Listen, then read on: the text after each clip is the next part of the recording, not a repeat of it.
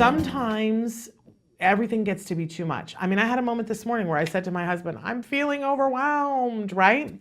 Because I have to use this too. I feel very overwhelmed sometimes. And when we feel overwhelmed, we have available to us the ability to make a choice. And when we make a choice, we can ask ourselves questions, and there's positive assumptive questions that we can ask, right? Or we can simply say, what am I focusing on right now? And when you're overwhelmed, you're focusing on way too many things, right? They're all sort of coming at you all at once. And sometimes it can be that you have to make a decision, and there are these 14 factors. And what always sinks my battleship is when there are more things that I don't know what order to put them in, because maybe there's information missing, right? That I'm not sure of one aspect of it. So I go, and then I get overwhelmed.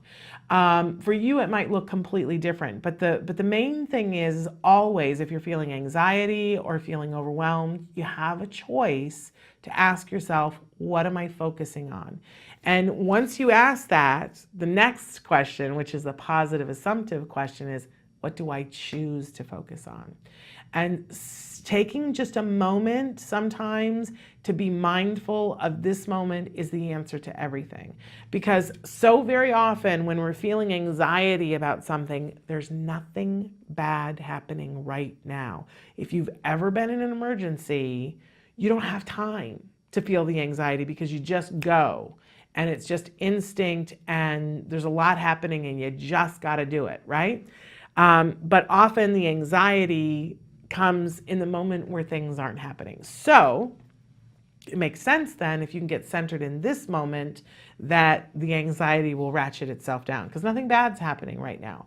And one of the things that we can do in a mindfulness moment, and this is really effective to be able to teach our kids, is that you just sit for a moment, get still.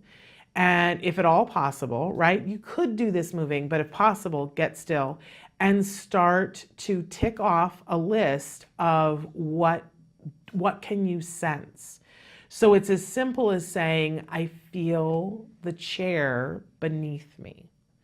I feel my hands on the chair. And you can say it out loud with your child, so that they, are repeating it after you, or that you're saying it for them if they're not able to vocalize, right? And you put the feet on the floor and you say, what can I feel with my feet? I can feel my shoes, and I can feel the floor beneath me, and I feel my eyes blinking, and I feel my shoulders.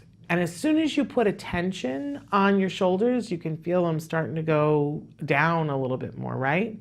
And then, I feel my stomach, and I feel my breath. And then it's a good opportunity to take a big, slow inhale. If we take just that amount of time when we're feeling, because you can feel it start to ratchet up, right? And instead choose to focus in on the sensory. So my hands are on the glass, and I can feel the cool of the glass. And you can ask questions of your child. What do you hear? And again, if your child is able to verbalize, they can say it out loud. You might find that your child prefers to keep it on the inside, right? And for children who aren't able to vocalize, you can just say it to them. Do you feel the table beneath your fingers? Can you feel that? But what it does is it pulls the focus away. There's something magical about it that gets you present, and the anxiety has a harder time of getting a hold of. And you will see when somebody's really feeling anxious, you want to catch it before, if at all possible, before they get to there. But if somebody's really feeling anxious and you distract them with a question, it's very hard for the brain to make both those things happen. So distract them with a question, get it down a little bit, and then say, can you feel the table below your hands? And you feel how cool it is?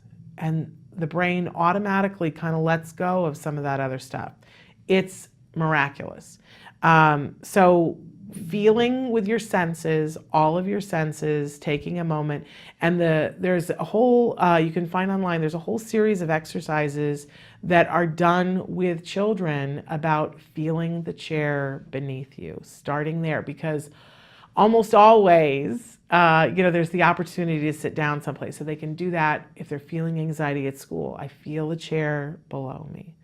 And they can build a sequence of things for themselves to feel, what can I see? What can I smell? What can I hear? But I can feel the chair beneath me. Really, really effective at helping them to be in control of their own anxiety.